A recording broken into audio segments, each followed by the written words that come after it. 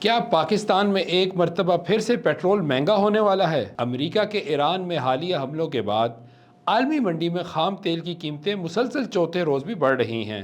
ماہرین کے مطابق آبنائے ہرمز کے ذریعے تیل کی ترسیل متاثر ہونے کے خدشات کے باعث برنٹ خام تیل $85 فی بیرل سے اوپر جا چکا ہے، جبکہ اگر صورتحال مزید خراب ہوئی تو قیمت $110 فی بیرل سے بھی تجاوز کر سکتی ہے۔ اس عالمی صورتحال کے اثرات یقینی طور پر پاکستان میں پیٹرولیم مصنوعات کی قیمتوں پر بھی پڑ سکتے ہیں۔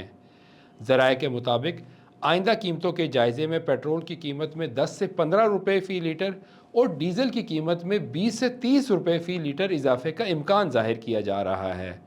تاہم حتمی فیصلہ اوگرا کی سفارشات کی بنیاد پر حکومت جمعے کو کرے گی۔ اس خبر کی مزید تفصیل جاننے کے لیے وی نیوز کی ویب سائٹ کا وزٹ کیجیے۔